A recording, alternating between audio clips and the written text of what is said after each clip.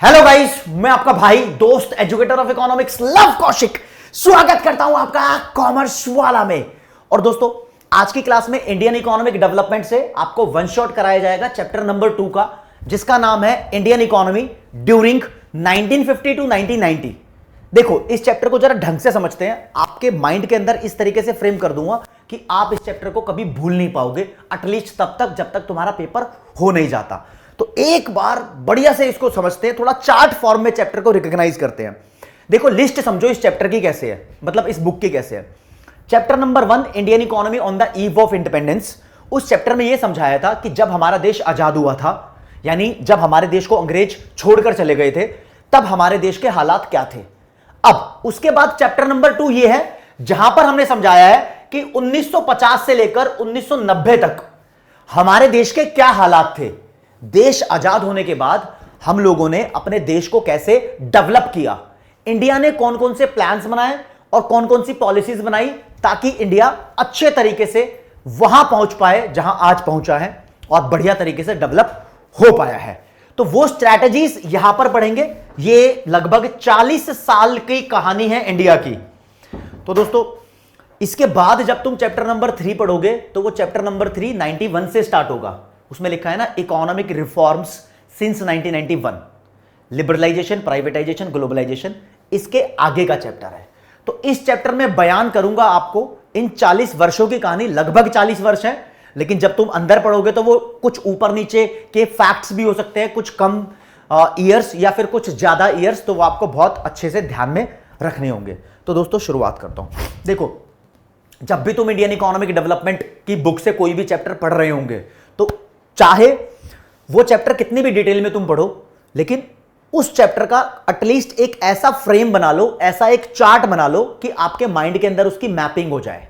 तो ऐसा ही मैं कह रहा हूं कि इन 40 वर्षों के अंदर आपको यह समझना है कि हमारे कोर्स के अंदर 4 सेक्शन आपको पढ़ने हैं। जी हां दोस्तों, इन 40 वर्षों के अंदर हमने अपने देश को डेवलप कैसे किया, उसके बारे में 4 चीजें आपको पढ़नी है। और ये 4 चीजें आपके सामने लिखी है। That is planning commission, agricultural policy, industrial policy और फॉरेन ट्रेड यानी एक्सपोर्ट इंपोर्ट की पॉलिसी। हमारे देश ने इन चारों चीजों को कैसे मैनेज किया, इस चैप्टर की ये पूरी दास्तान है।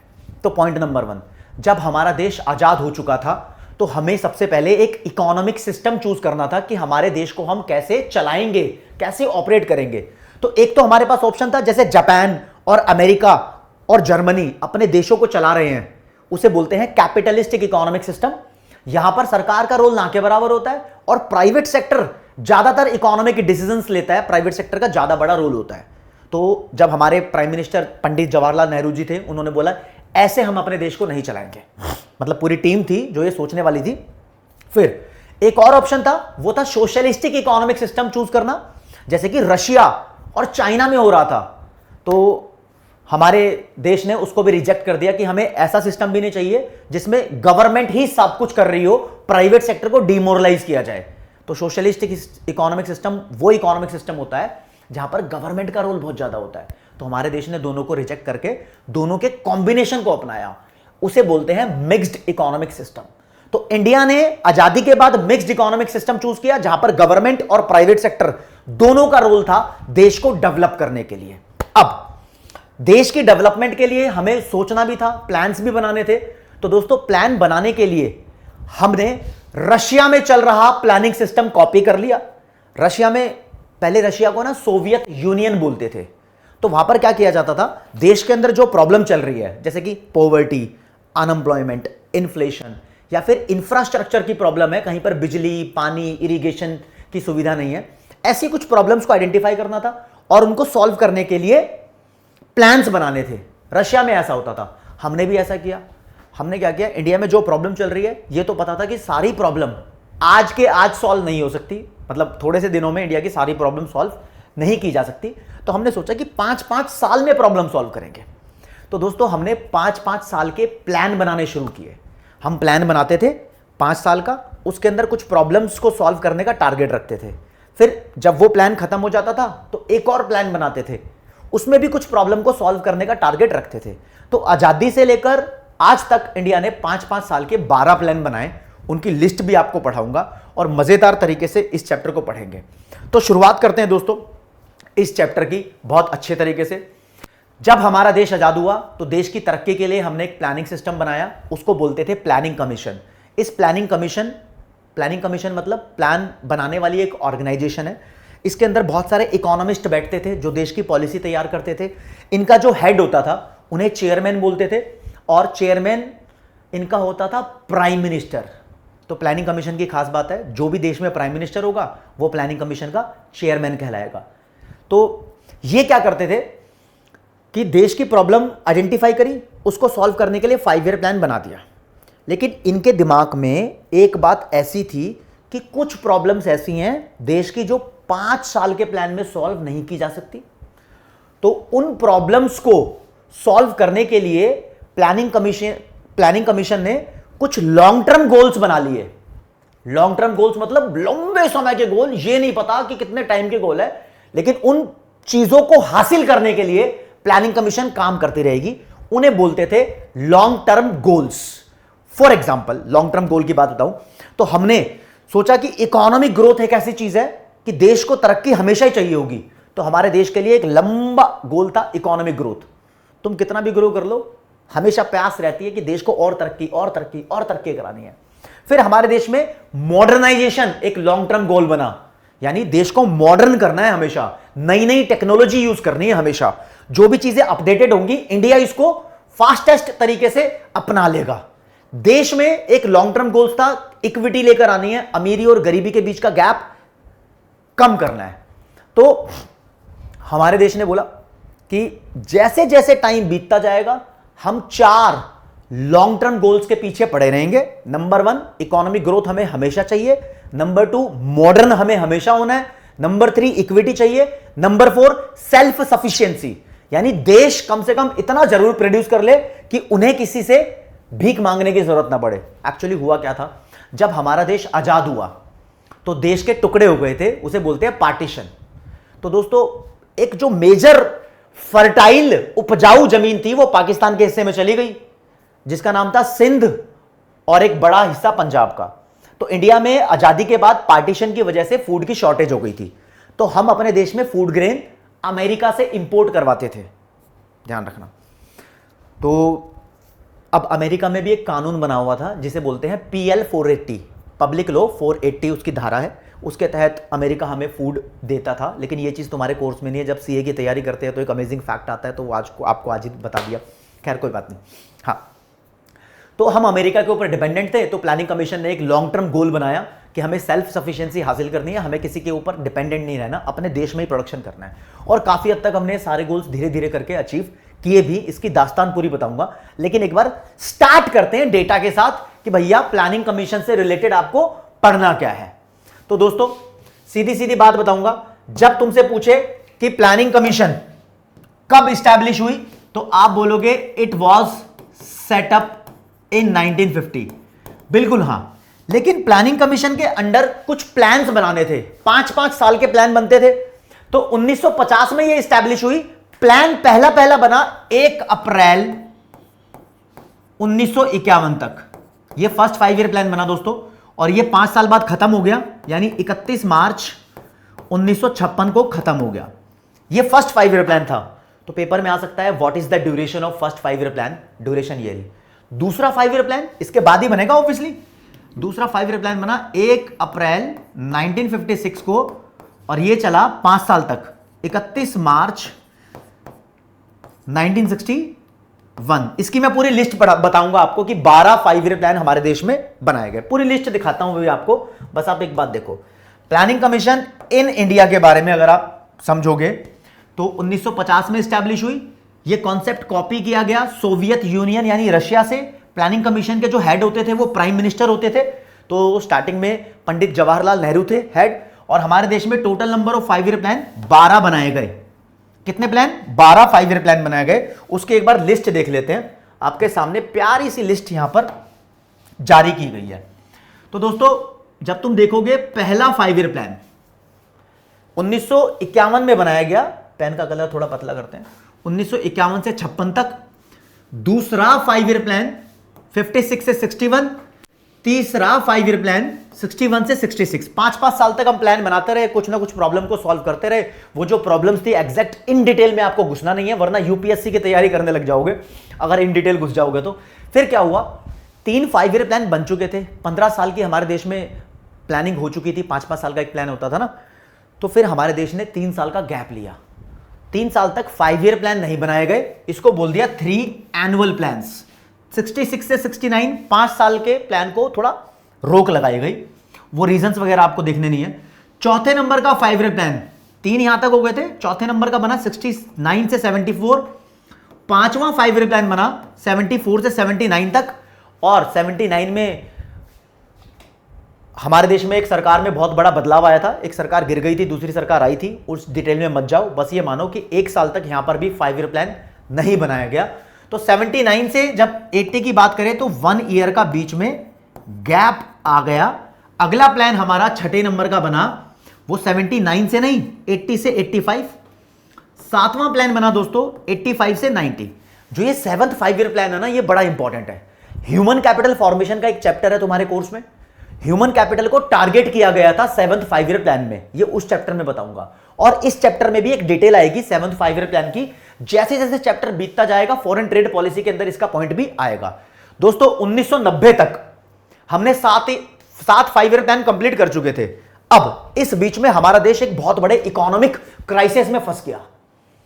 उस इकोनॉमिक क्राइसिस के चलते चलते हमने 2 साल तक प्लान बनाए ही नहीं, इन 2 सालों में प्लान नहीं बनाए।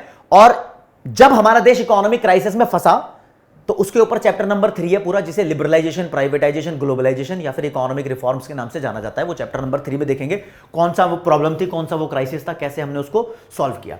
फिर 8वें नंबर का 5 ईयर प्लान बना 92 से 97, 9वां 5 ईयर प्लान बना 97 से 2002, 10वां 5 ईयर प्लान 2002 से 2007 और 11वां 5 ईयर प्लान 2007 से 2012 और 12वां 5 ईयर प्लान 2012 से 2017। ये प्लान बने और इसके बाद 5 ईयर प्लान नहीं बना। क्यों? क्योंकि बताता हूं आपको दोस्तों, 2017 तक हमारे 12 5 ईयर प्लान कंप्लीट हो गए थे, लेकिन इस बीच में ही 1 जनवरी 2015 को, जी हां दोस्तों 2017 से 2 साल पहले 2015 को हमारे देश की सरकार ने घोषित कर दिया कि हम प्लानिंग कमीशन को खत्म कर रहे हैं। तो हमारे देश में आज के टाइम में प्लानिंग कमीशन एग्जिस्ट नहीं करती। तो हमारे देश ने 1 जनवरी 2015 को नीति आयोग स्टैब्लिश किया। 1 जनवरी 2015 को नीति आयोग की फुल फॉर्म है national institution of transforming India.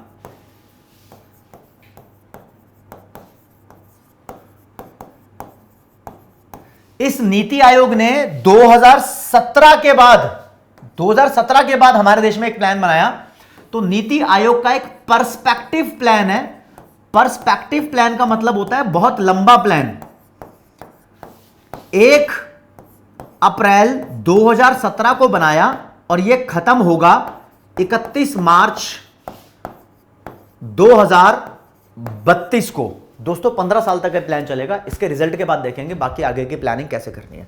अब तुम्हारे भेजे के अंदर एक क्वेश्चन आता है कि सर प्लानिंग कमीशन को खत्म करके हमने नीति आयोग क्यों बनाया? उसके पीछे बहुत सारे रीजन है, बड़ी क्लासेस में पढ़ते हैं। एक मोटा रीजन तुम समझो, बोलते थे प्लानिंग कमीशन बहुत सेंट्रलाइज थी, मतलब सेंट्रल गवर्नमेंट ही प्लानिंग कमीशन में सब कुछ डिसाइड करती थी, स्टेट गवर्नमेंट का रोल नहीं था।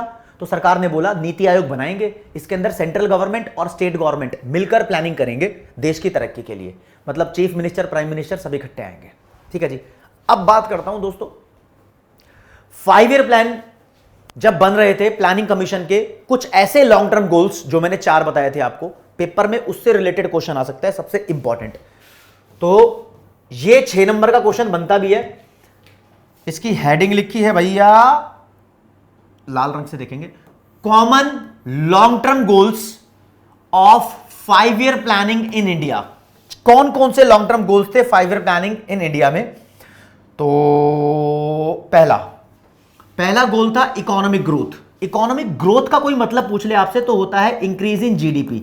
हर देश चाहता है उसका जीडीपी बढ़ता रहे, तो ये हमारा लंबा गोल था बड़े लंबे टाइम तक, आज भी हमारा गोल है ये। दूसरा था मॉडर्नाइजेशन। मॉडर्नाइजेशन का मतलब होता है देश के सोशल आउटलुक को इंप्रूव करना, मतलब सोसाइटी को इंप्रूव करना। जो देश के अंदर डिस्क्रिमिनेशन होती है, काला गोरा धर्म के हिसाब से भेदभाव होता है, उसको खत्म करना। जो बेकार बेकार देश की प्रथाएं बनी हुई है उससे इंप्रूव करना। लड़कियों को भी स्कूल कॉलेज में जाने देना, this is called social outlook में इंप्रूव करना। और मॉडर्नाइजेशन का एक और मतलब भी है जिसमें हम ये मानकर चलते हैं कि जो भी नई टेक्नोलॉजी आएगी हम उसको अडेप्ट कर लेंगे।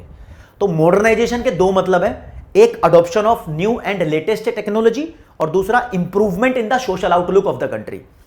तीसरा हमारा ऑब्जेक्टिव था सेल्फ रिलायंस या फिर सेल्फ सफिशिएंसी। दोनों का मतलब एक ही होता है। इसका मतलब होता है एक देश कम से कम उतना प्रोड्यूस तो करे कि उसको किसी और से इंपोर्ट कराने की जरूरत ना पड़े। फूड ग्रेन्स के मामले में आजकल इसको मेक इन इंडिया बोलते हैं, बस इसके अंदर कुछ और सेगमेंट भी बढ़ गए हैं। ठीक है, ओके। इक्विटी, इक्विटी मतलब अमीरी और गरीबी के बीच का गैप कम किया जाए। जो देश का जीडीपी बढ़ रहा है इसका फायदा अमीर और गरीब दोनों को हो। तो इसको डिटेल में एक बार पढ़ते हैं क्योंकि इससे रिलेटेड पेपर में क्वेश्चन आ जाता है दोस्त। तो राजे देखेंगे, ये ऑब्जेक्टिव आपके सामने लिखे हैं, मैंने कुछ ऊपर नीचे करके लिखे हैं। पहला ऑब्जेक्टिव मैं बोलता हूं, मान लो मॉडर्नाइजेशन, तो it refers to adoption of new technology and changes in the social outlook. ये मॉडर्नाइजेशन की डेफिनेशन है।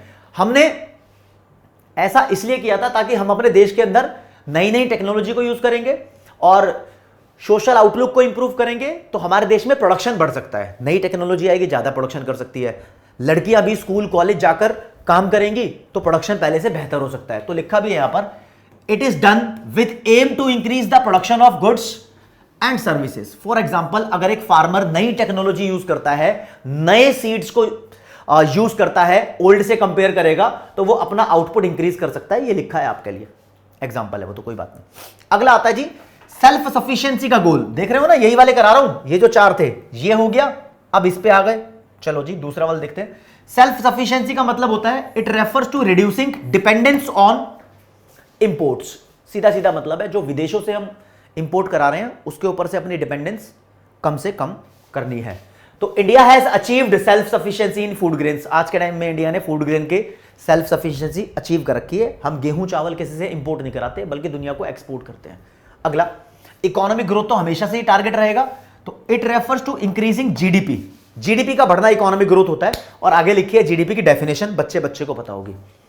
चौथा लिखा हुआ है इक्विटी। इक्विटी का मतलब reduction in inequality of income and wealth between rich and poor. अमीरी और गरीबी के बीच का गैप कम करना। और इसके लिए सरकार ने वेरियस पॉवर्टी एलिवेशन प्रोग्राम्स भी चलाए। एलिवेशन का मतलब होता है दूर करना। गरीबों की गरीबी दूर करोगे तभी तो अमीरी और गरीबी का गैप कम होगा। कैसे भाई साहब, अमीरों पर बहुत सारा टैक्स लगाओ, उनकी इनकम थोड़ी डाउन होगी। जो गरीब है कम से कम उसको कुछ नौकरी दो या फिर कुछ फैसिलिटीज दो तो उनकी गरीबी दूर होगी। इसका एग्जांपल है पॉवर्टी एलिवेशन प्रोग्राम का सबसे बड़ा नरेगा की स्कीम चलाई थी सरकार ने, वो एम्प्लॉयमेंट वाले चैप्टर में देख लेंगे। ठीक है जी, ये चार मेजर ऑब्जेक्टिव थे। प्लानिंग कमीशन ने कुछ अचीव किया था क्या? देखो प्लानिंग कमीशन आज के टाइम में खत्म हो गई, लेकिन कंटेंट है एनसीईआरटी के अंदर थोड़ा सा कि हाँ भाई प्लानिंग कमीशन ने कुछ ना कुछ अचीव भी किया था। तो वो अचीवमेंट एक बार देख लो, फिर प्लानिंग कमीशन को खत्म कर रहे हैं, हम नए पॉइंट पे आएंगे। आओ जी आओ।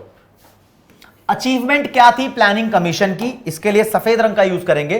पहली बात, प्लानिंग कमीशन के जो प्लान्स थे उसकी वजह से हमारे देश की नेशनल इनकम और पर कैपिटा नेशनल इनकम पे फर्क पड़ा, वो इंक्रीज हो रही थी लगातार। एग्रीकल्चर में लगातार प्रोग्रेस देखी गई। और दोस्तों जो कंज्यूमर गुड्स हैं, जो कंज्यूमर जनरली सामान खरीदता है, एक होती है कैपिटल गुड्स, वो फैक्ट्री या प्रोड्यूसर खरीदता है, मशीन रॉ मटेरियल, उसको बोलते हैं प्रोड्यूसर गुड्स। कंज्यूमर गुड्स वो है जो हम लाला की दुकान से खरीद के लाते हैं, चीनी चावल टूथपेस्ट ये सब चीजें। ठीक है, कंज्यूमर गुड्स की पर पर्सन अवेलेबिलिटी बढ़ गई थी। कैपिटा का मतलब पर्सन होता है, तो जितने लोगों को प्लानिंग कमीशन से पहले कंज्यूमर गुड्स अवेलेबल होती थी, अब उससे ज्यादा लोगों को अवेलेबल होने लगी, ऑब्वियसली ज्यादा लोगों को होने लगी। और देश का इकोनॉमिक इंफ्रास्ट्रक्चर डेवलप हो गया, बिजली पानी बहुत ज्यादा लोगों तक पहुंचा, अभी भी पहुंचना बाकी है। और increase in saving and capital formation, लोगों का सेविंग का अमाउंट इंक्रीज हो गया। कैपिटल फॉर्मेशन का मतलब होता है इन्वेस्टमेंट। इन्वेस्टमेंट लोगों की इंक्रीज हुई, नए नए स्टार्टअप आए, रिलायंस आया, अडानी ग्रुप आया और नए नए बैंक्स भी यहां पर डेवलप हुए प्लानिंग कमीशन के चलते चलते। लेकिन दोस्तों आपको एक अंदर की बात बताऊंगा जो बहुत कम बच्चों को ध्यान रहती है वो ये देखो जी, प्लानिंग कमीशन का जो प्रधान होता था, हेड होता था, उसको प्राइम मिनिस्टर बोलते थे। लेकिन प्राइम मिनिस्टर नाम मात्र के सिग्नेचर करता था, असली काम होता था वाइस चेयरमैन का। और दोस्तों 12 प्लान बने हैं, तो अलग अलग प्लान का अलग अलग वाइस चेयरमैन होता था, वाइस चेयरमैन होता था। इतने नाम याद रखना मुश्किल है और वो तुम्हारे कोर्स में है भी नहीं। एक, जब सेकंड 5 ईयर प्लान हमारे देश में बन रहा था, इसकी ड्यूरेशन ये थी 56 से 61। यहां पर सेकंड 5 ईयर प्लान का वाइस चेयरमैन, नाम याद रखना है, प्रशांत चंद्र महालानोबिस। जैसे तुम जानते हो, नक्शा तैयार करने वाले बंदे को आर्किटेक्ट बोलते हैं। जब किसी बिल्डिंग का, हाईवे का या मेट्रो स्टेशन का, रेलवे स्टेशन का नक्शा तैयार होता है तो वह आर्किटेक्ट के द्वारा किया जाता है। प्रशांत चंद्र महालानोबिस बंगाली थे। इन्होंने हमारे देश की पूरी प्लानिंग का नक्शा तैयार किया। इन्हें बोलते हैं आर्किटेक्ट ऑफ इंडियन प्लानिंग। इन्होंने बंगाल के अंदर, कलकत्ता के अंदर इंडियन स्टैटिस्टिकल इंस्टीट्यूट स्टैब्लिश किया, जिसके अंदर आज भी कोई इकोनॉमिक्स का मास्टर्स का कोर्स कर ले तो उसकी लाइफ, उसका करियर सेट हो जाता है। बहुत ही कंपटीशन है वहाँ पर एडमिशन लेने के लिए। तो इनके योगदान को कोई नहीं भुला सकता। आपको भी याद रखना होगा इनका नाम। तो अब आते हैं भाई, देखो 1950 में प्लानिंग कमीशन एस्टैब्लिश हो गई। अब ये प्लानिंग कमीशन कुछ प्लान बनाती थी। वो प्लान ओके है या बेकार है, इसको अप्रूव करने का, मतलब प्लान को अप्रूव करने का एक ग्रुप बनाया गया। वो इसके बाद बनाया गया। नेताओं का ग्रुप होता है ना हमारे देश में, ऐसे एक नेताओं का ग्रुप बना दिया। उस ग्रुप के अंदर देखते थे कि प्लानिंग कमीशन का प्लान सही है गलत है। तो दोस्तों 1952 में हमारे देश में एक नेताओं का ग्रुप बनाया गया, जिसे बोला गया नेशनल डेवलपमेंट काउंसिल। एक एमसीक्यू आ सकता है, आप भी सोच सकते हैं। पूछा है, when was national development council NDC set up as an adjunct to planning commission. Adjunct का मतलब होता है प्लानिंग कमीशन की सपोर्ट में एक ऑर्गेनाइजेशन बनाई गई। कब बनाई गई? 1952 में। बस इतना ध्यान रखना है भाई, इसलिए मैं एमसीक्यू लाया था। एक और एमसीक्यू तुम्हारे सामने पेश है अभी तक जो मैंने पढ़ाया है दोस्तों। Dash is known architect of Indian planning. किसको बोलते हैं architect of Indian planning? PC Mahalanobis. This is the answer. आप अपने भेजे के अंदर एक बात सेट करो। पहले आप अपने भेजे के अंदर एक बात सेट करो कि इस चैप्टर के अंदर आपको ये 4 टॉपिक पढ़ने हैं। प्लानिंग कमीशन मैंने पढ़ा दिया। प्लानिंग कमीशन का सबसे इंपॉर्टेंट क्वेश्चन है लॉन्ग टर्म ऑब्जेक्टिव्स क्या है देश के। 4 ऑब्जेक्टिव है, वो कर लेना। Economic growth, modernisation, self sufficiency और इक्विटी। सबसे इंपॉर्टेंट वही है, वहीं से क्वेश्चन बेसिकली आता है। अब ये 3 टॉपिक रह गए। अब आ जाते हैं दोस्त इंडस्ट्रियल पॉलिसी पे। इसको क्रैक करते हैं पहले, ठीक है, फिर आगे बढ़ेंगे। तो देश की तरक्की के लिए फैक्ट्री, इंडस्ट्री भी बहुत जरूरी थी। तो हमारे देश की सरकार ने इंडस्ट्रियल पॉलिसी बनानी शुरू की। जब देश आजाद हुआ उसके 1 साल बाद 1948 में इंडस्ट्रियल पॉलिसी रेजोल्यूशन आया। ये क्या होता है भाई? अरे इंडस्ट्रियल पॉलिसी का नाम है इंडस्ट्रियल पॉलिसी रेजोल्यूशन 1948। यहां पर सरकार ने इंडस्ट्री से रिलेटेड पॉलिसी बनाई। हमारे देश में जितनी भी इंडस्ट्रीज हैं उनको 4 टुकड़ों में बांट दिया। 4 फोल्ड क्लासिफिकेशन। अब वो कौन से 4 टुकड़े थे वो तुम्हें नहीं पढ़ने हैं, वो सीधा यूपीएससी की तैयारी करोगे तब पढ़ना। ये इंडस्ट्रियल पॉलिसी हमारे सिलेबस में भी नहीं है। बस इतना जानना है कि पहली आजाद देश की इंडस्ट्रियल पॉलिसी 1948 में बनाई गई। इसके अंदर बहुत सारी कमियां थी, तो इस पॉलिसी को अपडेट किया 1956 में। तो इंडस्ट्रियल पॉलिसी रेजोल्यूशन 1956 का बहुत ज्यादा फेमस है। इस पॉलिसी को बनाते समय हमारे देश की सरकार ने बोला इंडिया में जितने भी काम धंधे हैं, जितनी भी इंडस्ट्रीज हैं, उसको 3 टुकड़ों में बांट दो। क्या बोला इंडिया? 3 टुकड़ों में बांट दो। 3 टुकड़े मतलब 3 फोल्ड क्लासिफिकेशन। ये इंपॉर्टेंट है भाई, और यहां से पेपर में क्वेश्चन आता है। इंडिया की सारी इंडस्ट्रीज को 3 टुकड़ों में बांट दिया गया। पहले टुकड़े में यानी पहली कैटेगरी में 17 इंडस्ट्रीज थी। ये ऐसी इंडस्ट्रीज थी जो देश के लिए बहुत क्रिटिकल है, जैसे कि न्यूक्लियर एनर्जी, एटम बम बनाने वाली इंडस्ट्री, कोई बहुत बड़ा हजार्डियस केमिकल हो गया, या एविएशन, हवाई जहाज की इंडस्ट्री हो गई, या रेलवे हो गया, या बिजली हो गई। तो 17 के 17 आपको नाम याद भी नहीं रखने हैं, बस 17 इंडस्ट्रीज इतना जानना है। सरकार ने बोला ये सभी इंडस्ट्रीज सिर्फ और सिर्फ पब्लिक सेक्टर यानी सरकार ही करेगी, इनमें काम धंधा कोई भी अलाउड नहीं है। तो ownership of these 17 industries was with the central government या पब्लिक सेक्टर। फिर सरकार ने बोला कैटेगरी बी के अंदर होगी 12 इंडस्ट्री। ये बड़े बड़े काम धंधे थे, थोड़ा बहुत यहां पर बड़े बड़े काम धंधे देखोगे तो स्टेट ट्रांसपोर्टेशन जैसे कि बस वगैरह का नहीं, टेक्सटाइल बिजनेस हो गया, एल्यूमिनियम बिजनेस हो गया, जूट का बिजनेस हो गया, ठीक है, ये बड़े बड़े काम धंधे थे, इससे बहुत मोटा पैसा छापा जा सकता था। सरकार ने बोला ये भी पब्लिक सेक्टर करेगा। अबे ये भी पब्लिक सेक्टर करेगा, ये भी पब्लिक सेक्टर करेगा, डिफरेंस क्या है? डिफरेंस ये है कि ये 17 धंधे पब्लिक सेक्टर ही करेगा और कोई नहीं कर सकता। ये जो 12 धंधे हैं ये पब्लिक सेक्टर करेगा, अगर पब्लिक सेक्टर फेल हो गया तो प्राइवेट अलाउड है। यानी यहां पर प्राइमरी रोल पब्लिक सेक्टर का है, सेकेंडरी रोल प्राइवेट सेक्टर का है। फालतू का था, प्राइवेट सेक्टर यहां पर क्यों धंधा करेगा, ठीक है। और जितना भी बच गया अब 17 और 12 को छोड़ के जो भी अदर इंडस्ट्री है जो भी बच गई वो सब प्राइवेट सेक्टर कर सकता है। Bread butter omelette consumer goods सब बना सकता है प्राइवेट सेक्टर। ये इस पॉलिसी के अंदर लिखा गया। ये कितने पॉइंट करा दिया मैंने आपको? ये कराया मैंने आपको सिर्फ एक पॉइंट। एक पॉइंट के अंदर 3 बातें थी कि 1956 में इंडिया की सारी इंडस्ट्रीज को 3 टुकड़ों में बांट दिया। पहला टुकड़ा सरकार, दूसरा टुकड़ा सरकार लेकिन सरकार फेल तो प्राइवेट, और तीसरा टुकड़ा प्राइवेट कर सकता है। फिर शर्त रखी गई कि प्राइवेट सेक्टर कुछ भी करेगा तो उसको लाइसेंस लेना होगा। लाइसेंस लेना होगा। लाइसेंस की स्पेलिंग क्या होती है भाई? Licence from the government. Licence मतलब परमिशन। प्राइवेट सेक्टर कोई भी फैक्ट्री डाले सरकार से परमिशन लेनी पड़ेगी। सबसे बड़ी प्रॉब्लम यही थी, सबसे बड़ी बसूड़ी यही थी। यार एक बात बताओ, जब तुम फैक्ट्री डालने जा रहे हो और सरकार से परमिशन लेने की जरूरत पड़े तो बंदा परेशान हो जाता है। यार सरकार के पास जाएंगे, फॉर्म भरेंगे, पता नहीं कब परमिशन होगी, थोड़ा करप्शन भी है, घूस भी खिलानी पड़ेगी, तो बंदा अवॉइड करता है। ये बड़ी प्रॉब्लम थी, लेकिन ठीक है लाइसेंस लेना पड़ा, ठीक है। लाइसेंस की स्पेलिंग गलत हो तो कमेंट सेक्शन में बता देना, मुझे मजा भी आएगा कि तुम यहां तक पहुंचे हो पढ़ते पढ़ते।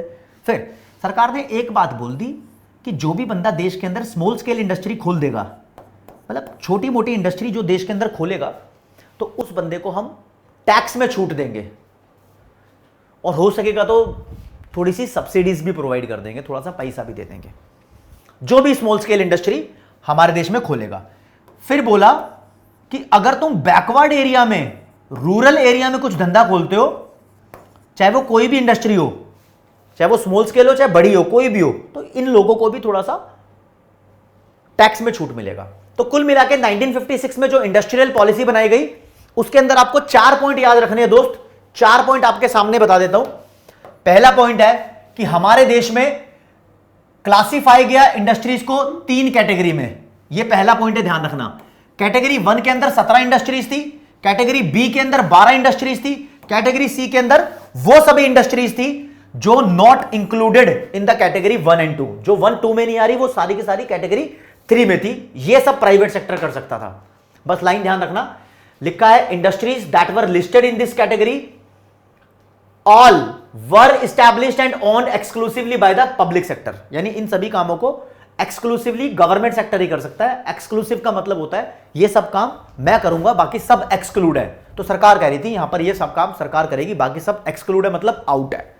जैसे कि हवाई जहाज हो गया, इलेक्ट्रिसिटी हो गई, एटॉमिक एनर्जी हो गई। आपको पता है हमारे देश में पहली एयरलाइन 1932 में टाटा कंपनी के द्वारा स्थापित की गई थी। जब देश आजाद हो गया तो ये सारी एयरलाइन सरकार ने जब्त कर ली।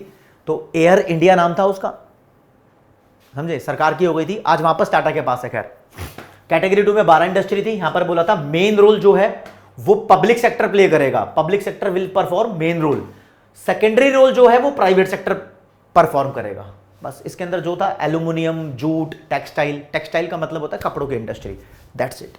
ओके रिपोर्ट है, मामला सही चल रहा है क्या राजे? अपनी यार एक खास बात है, पढ़ाते पढ़ाते मेरे को बच्चों की इन्वॉल्वमेंट चाहिए होती है। अगर तुम एक बार भी वीडियो को पॉज कर रहे हो ना तो मुझे कमेंट सेक्शन में बताओ कि तुमने इस वीडियो को देखने में कितने पोज लिए। अब तुमने जितने पोज लिए होंगे उस हिसाब से मैं रंगारंग कार्यक्रम के साथ अगले वाला वन शॉट आपके लिए प्रिपेयर करूंगा, ताकि मुझे पता लगे कि और मस्ती मजाक करते हुए वन शॉट प्रिपेयर करना है। ठीक है, आईपीआर 1956 का ये तो पहला पॉइंट था, ये पहला पॉइंट ही पेपर में 3 नंबर का आ जाता है। ठीक है, दूसरा पॉइंट बताओ भैया। दूसरा पॉइंट ये था कि प्राइवेट सेक्टर कोई भी इंडस्ट्री स्टैब्लिश करेगा तो उसको सरकार से लाइसेंस लेना ही होगा। और तीसरा पॉइंट ये था कि अगर आप कोई भी स्मॉल स्केल इंडस्ट्री स्टैब्लिश करोगे तो सरकार आपको टैक्स में छूट देगी, टैक्स कंसेशन या सब्सिडीज दे सकती है। 3 पॉइंट हो गए। चौथा पॉइंट बताता हूं। सरकार ने बोला भाई साहब अगर तुम backward region of the country में कुछ भी धंधा खोलते हो, चाहे छोटा हो चाहे बड़ा हो, तो आपको ऑब्वियसली टैक्स में छूट, टैक्स रिबेट बोल दो, और कोई दूसरी कंसेशन हो सकेगी, कोई दूसरी रियायत हो सकेगी, वो सब मिलेगी। एनसीईआरटी में एक वर्ड यूज किया हुआ है टैक्स कंसेशन और सब्सिडीज के लिए, जिसे बोलते हैं इंडस्ट्रियल शॉप्स। कोई टीचर पढ़ाता ही नहीं है, लेकिन शायद पेपर में आ गया इंडस्ट्रियल शॉप्स क्या होता है। तो इंडस्ट्रियल शॉप्स का मतलब होता है इंडस्ट्री को खोलने के लिए कुछ मिठाई बांटना, मतलब लुभावनी बातें करना, लुभावना कोई इंसेंटिव प्रोवाइड करना, मतलब टैक्स में छूट प्रोवाइड कर दो, सब्सिडीज दे दो, बंदा इंडस्ट्री को सेट कर देगा वहां पर। अब नोएडा, गुड़गांव, बेंगलोर कैसे डेवलप हुए हैं? सरकार ने बोला कि यहां पर जो इंडस्ट्री सेट करेगा उनको कुछ ना कुछ टैक्स में छूट मिलेगी। पहले गांव तो था नोएडा, गुड़गांव भी तो गांव था, आज देखो इंडिया के टॉप सिटीज में है, गुड़गांव तो नंबर 1 हो रखा है, मानते हो ना। तो ये इंडिया की इंडस्ट्रियल पॉलिसी थी 1956 में। तो दोस्तों ऐसा कहते हैं कि सरकार ने अपना ही रोल ज्यादा क्यों रखा? आपके मन में क्वेश्चन आएगा, role of public sector in industrial development was very high. सरकार का ही रोल सबसे ज्यादा था। More importance were given to the public sector in the industrial development. देश की इंडस्ट्री को डेवलप करते करते सरकार की यहां पर ज्यादा भूमिका थी। क्यों भाई, क्यों भाई, क्यों? तो रीजन नंबर 1, देश आजाद हुआ था, प्राइवेट सेक्टर वालों के पास उतना पैसा था ही नहीं, कैपिटल थी ही नहीं। ओके, और प्राइवेट सेक्टर वाले बंदे अपना धंधा भी खोल लेते तो कोई बात नहीं, लेकिन प्राइवेट सेक्टर वालों का हमेशा मोटिव रहता है प्रॉफिट, उनका ऑब्जेक्टिव प्रॉफिट रहता है। लेकिन सरकार ने बोला अभी देश आजाद हुआ है, धंधे हमें करने दो, क्योंकि हमारा ऑब्जेक्टिव है समाज सेवा, सोशल वेलफेयर। हम चाहे सामान को प्रोड्यूस करके प्रॉफिट ना कमाएं, लेकिन हम ये देखेंगे सामान लोगों तक पहुंचे अच्छी क्वालिटी में, है ना। और प्राइवेट सेक्टर वालों के पास कोई ऐसा इंसेंटिव भी नहीं था कि सरकार बोल रही है जा भी तू धंधा खोल, तेरे को कुछ छूट दे रहे हैं, बैकवर्ड एरिया के लिए था बस। ठीक है, तो यहां पर 3 रीजन है हमारे पास कि सरकार का रोल ज्यादा क्यों था। एनसीईआरटी के अंदर क्वेश्चन है। पहला रीजन है shortage of capital with private sector. Private sector वालों के पास पैसा ही नहीं था, बहुत कम लोग थे जिन पे पैसा था। Lack of incentive for private sector. Private sector को इंसेंटिव नहीं दिया गया कि भैया तू धंधा कर ले, बल्कि रोक और लगाई गई कि तू लाइसेंस ले। छोटे मोटे इलाके थे, बैकवर्ड एरिया, जहां पर सामान बिकना नहीं था, तो बोल दिया तू धंधा करेगा तो छूट मिलेगी। आज तक वो इलाके डेवलप नहीं हुए, प्राइवेट सेक्टर ने वहां आज तक धंधा नहीं खोला। तो ऑब्जेक्टिव ऑफ सोशल वेलफेयर सिर्फ गवर्नमेंट का रहता है, प्राइवेट का होता तो प्राइवेट का ऑब्जेक्टिव होता प्रॉफिट। तो इसलिए सरकार चाहती थी कि सरकार का ही रोल ज्यादा हो सारे धंधे करने में। लेकिन दोस्त कहीं ना कहीं बीच में एक पॉइंट आता है स्मॉल स्केल इंडस्ट्रीज का, इसके ऊपर चर्चा होनी चाहिए। जब हमारे देश में 1956 में नई इंडस्ट्रियल पॉलिसी बनी, उससे 1 साल पहले स्मॉल स्केल इंडस्ट्रीज को बचाने के लिए, उनको डेवलप करने के लिए एक कमेटी बनी थी जिसका नाम था कार्वे कमेटी, 1955 में बनी थी। तो इसके ऊपर पेपर में क्वेश्चन आया भी हुआ है, बहुत बार आया हुआ है कि स्मॉल स्केल इंडस्ट्रीज और विलेज इंडस्ट्रीज की डेवलपमेंट के लिए कौन सी कमेटी ने प्लान किया था। तो उस कमेटी का नाम है कार्वे कमेटी, उसको village and small scale industries वाली कमेटी भी बोलते हैं। खैर उस बात को छोड़ो, पहला क्वेश्चन यह है कि स्मॉल स्केल इंडस्ट्रीज होती क्या है। भाई साहब देखो, जब हमारा देश आजाद हुआ था ना, तब स्मॉल स्केल इंडस्ट्रीज की डेफिनेशन कुछ और थी। तब यह माना जाता था जिस इंडस्ट्री में 5 लाख रुपए लगे हुए हैं, 5 से ज्यादा नहीं होने चाहिए, 5 लाख तक लगे हुए हैं, इसको एक्सीड नहीं करना चाहिए। 4 लाख लगे हैं, 3 लाख लगे हैं, 2 लाख लगे हैं, इस इंडस्ट्री को बोलेंगे small scale industry.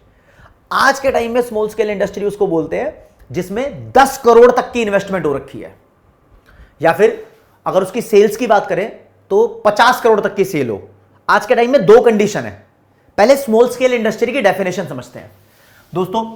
Small scale industry is presently defined as a unit. एक ऐसी यूनिट, ऐसी फर्म को स्मॉल स्केल इंडस्ट्री बोलते हैं जिसके अंदर फिक्स्ड इन्वेस्टमेंट का जो मैक्सिमम अमाउंट है वो 10 करोड़ होना चाहिए। साथ साथ में टर्नओवर, टर्नओवर का मतलब होता है सेल्स, वो मैक्सिमम 50 करोड़ की होनी चाहिए।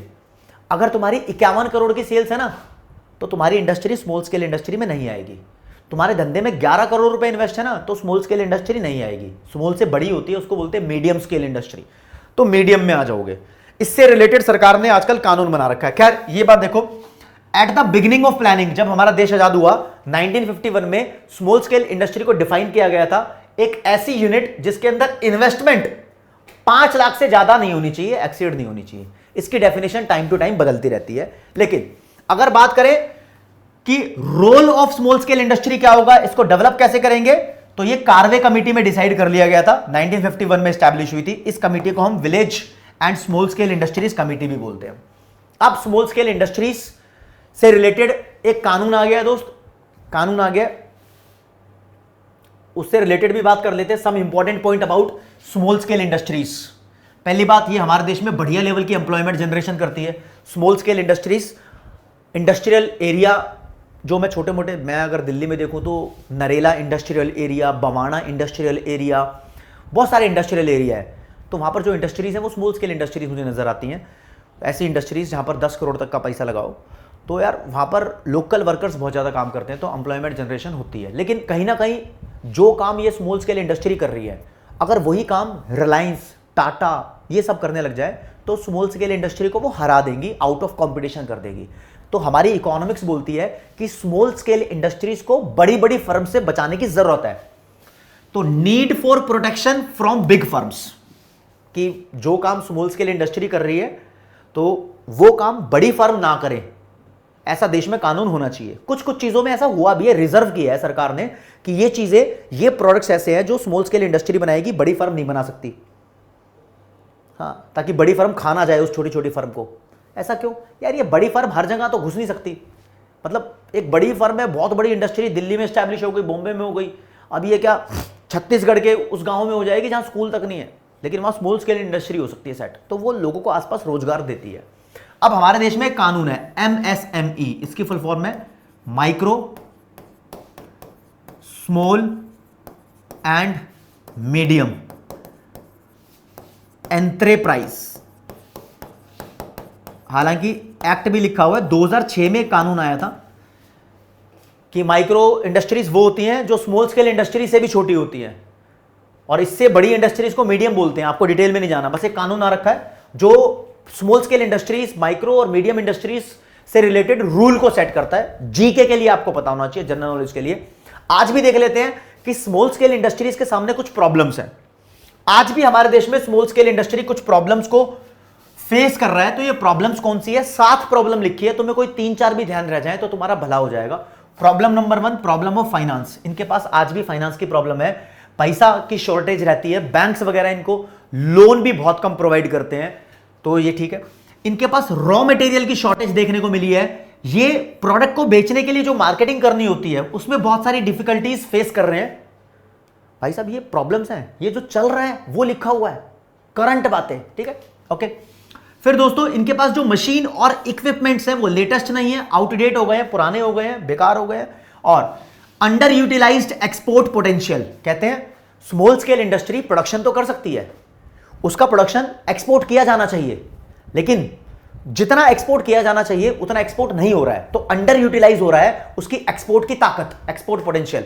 फिर ब्यूरोक्रेटिक हर्डल्स हैं। हर्डल्स का मतलब होता है कि बीच बीच में ऑब्स्टेकल्स आना, मतलब रुकावट आना। ब्यूरोक्रेटिक मतलब ऑफिशियल, गवर्नमेंट ऑफिशियल्स अप्रूवल, ये सामान बना सकते हो, ये नहीं बना सकते हो, ऐसे करके कुछ रुकावटें आ रही हैं, तो बड़ी प्रॉब्लम आती है।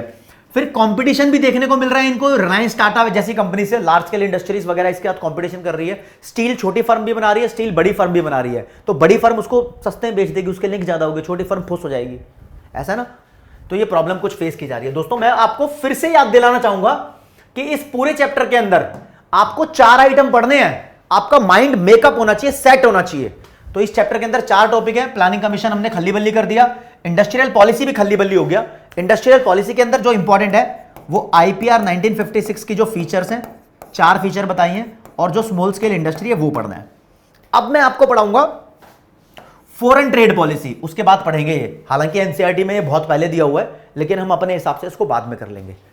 Foreign trade policy, foreign trade का मतलब होता है एक्सपोर्ट इंपोर्ट। तो हमारे देश ने आजादी के बाद, देखो मैं कह रहा था ना आपसे एक बात डिस्कस करूंगा, देखो ये वाली, ये वाले 7वें 5 ईयर प्लान की। हमारे देश ने आजादी के बाद 7वें 5 ईयर प्लान तक, यानी यहां तक एक टारगेट सेट कर रखा था। टारगेट ये था कि हमारा देश कम से कम इंपोर्ट कराएगा, मतलब धीरे धीरे हम विदेशों से जो इंपोर्ट करवा रहे हैं उसको रिड्यूस करेंगे। क्यों? हमने सोचा कि जो हम इंपोर्ट करा रहे हैं वो सामान हम अपने देश में प्रोड्यूस कर लेंगे खुद। एग्जैक्टली वो प्रोड्यूस नहीं कर पाए तो उसको सब्स्टिट्यूट कर लेंगे, उसकी कोई कॉपी प्रोड्यूस कर लेंगे। समझ रहे हो? अगर हम पेप्सी नहीं बना पाए अपने देश में, कोका कोला नहीं बना पाए, तो हम कैंपा कोला बना लेंगे, राइट? तो उसकी कॉपी या सब्स्टिट्यूट बना लेंगे। तो ऐसी पॉलिसीज को बोलते हैं इंपोर्ट सब्स्टिट्यूशन पॉलिसी। देखो, जब इंडिया आजाद हुआ, पाकिस्तान भी आजाद हुआ, तो पाकिस्तान ने भी यह पॉलिसी अपनाई थी कि जो चीजें हम विदेशों से मंगा रहे हैं उसकी कॉपी अपने देश में बना लो भैया। इंपोर्ट सब्स्टिट्यूशन पॉलिसी यानी तुम सिर्फ ये देखो, देश में जब सामान बनाया जाएगा तो देश में फैक्ट्री बनेगी, तो देश के अंदर एम्प्लॉयमेंट जनरेट होगी, तो देश के लोगों को फायदा होगा। और एक फायदा और होगा, हम विदेशों से इंपोर्ट नहीं करेंगे ना, या कम करेंगे, तो हमारे फॉरेन करेंसी कम खर्च होगी। डॉलर जो देने पड़ते हैं इंपोर्ट कराने के बदले वो कम खर्च होंगे, तो देश का फॉरेन एक्सचेंज का जो रिजर्व है वो मेंटेन रहेगा, वो जल्दी फॉल नहीं होगा। तो देखते हैं दोस्तों, फॉरेन ट्रेड पॉलिसी में मैं क्या पढ़ाने वाला हूं। फाइनली आपको इस चीज के बारे में आते हैं। आ जाओ जी, आ जाओ जी, आ जाओ जी।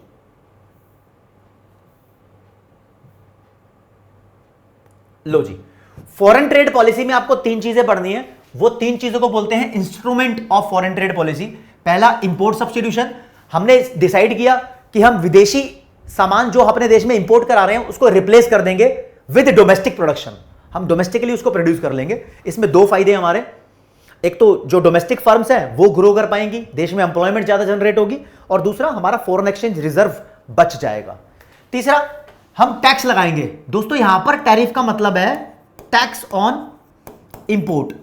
अगर कोई बंदा फिर भी इंपोर्ट कराया जा रहा है, फॉर एग्जांपल आप नहीं मान रहे, इंडिया का लावा और स्पाइस वाला फोन नहीं खरीद रहे, आप आईफोन पे आईफोन इंपोर्ट कराए जा रहे हो, मजाक कर रहा हूं, ठीक है, तो भैया इसके ऊपर टैक्स बहुत ज्यादा लगा देंगे।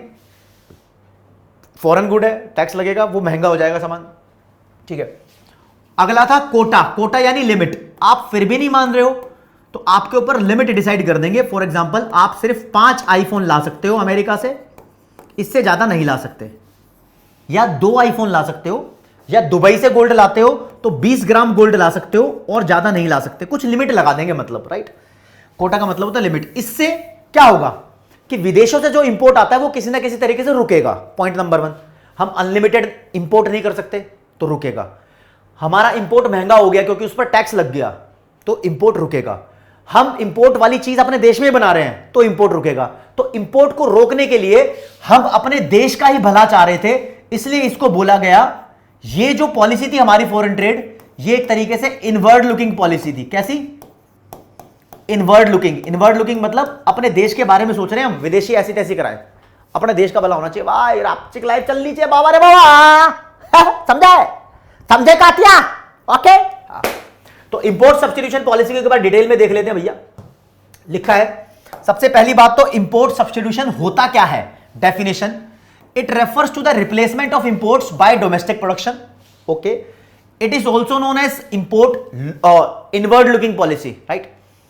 ऑब्जेक्टिव क्या था भैया हमारा, हम क्यों इंपोर्ट सब्स्टिट्यूशन के पीछे पड़े थे हम भैया? पहली बात तो हमारा फॉरेन करेंसी का जो रिजर्व था वो बहुत ज्यादा खर्च होता था, तो risk of falling foreign exchange reserve of India. अगर हम इंपोर्ट कराते रहेंगे तो हमारा फॉरेन एक्सचेंज रिजर्व धीरे धीरे गिरने लग जाएगा।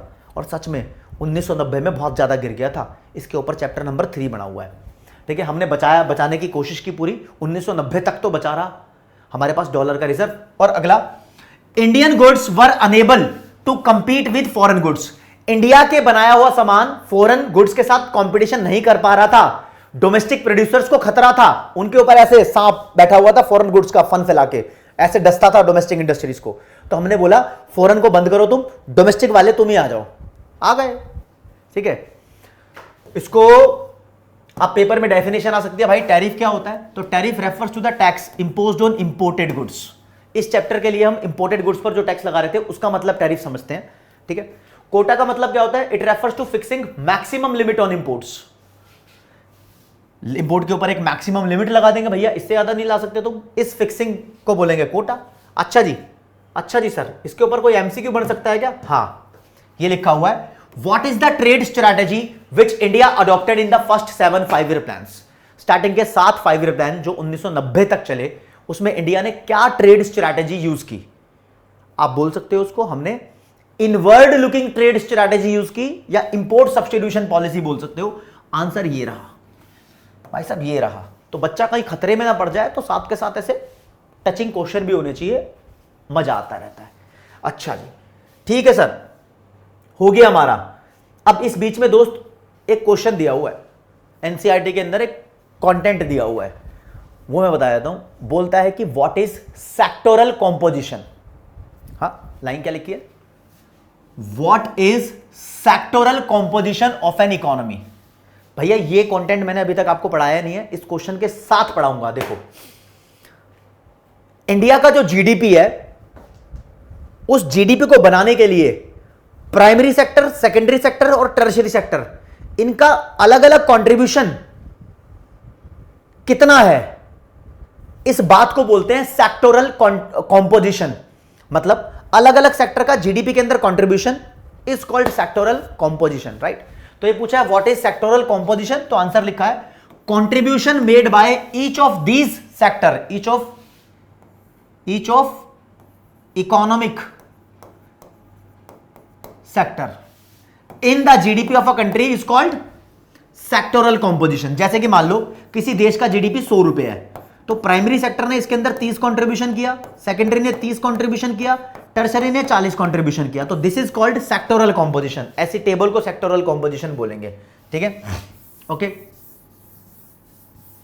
आगे, is it necessary that the service sector should contribute maximum to GDP of an economy? Comment, क्या यह जरूरी है कि एक देश की इकोनॉमी के अंदर सर्विस सेक्टर ज्यादा कंट्रीब्यूट करे? भाई साहब ऐसा बोला जाता है, एक देश की इकोनॉमी में service sector and industrial sector भी ज्यादा कंट्रीब्यूट करते हैं, तो उस कंट्री को इकोनॉमिकली डेवलप्ड बोला जाता है, ठीक है। तो लाइन लिखिए, इफ द सर्विस सेक्टर और टर्शरी सेक्टर, हाँ भाई सेकेंडरी सेक्टर भी होता है, लेकिन क्वेश्चन सिर्फ इसके बारे में था, contributes maximum to GDP, then economy is economically developed. Economically developed मानी जाती है। एग्रीकल्चर में जितने ज्यादा लोग घुसे होते हैं ना, ये माना जाता है यार थोड़ी बैकवर्ड है वो, बस एग्रीकल्चर में कम लोग घुसे होने चाहिए, आउटपुट ज्यादा आना चाहिए।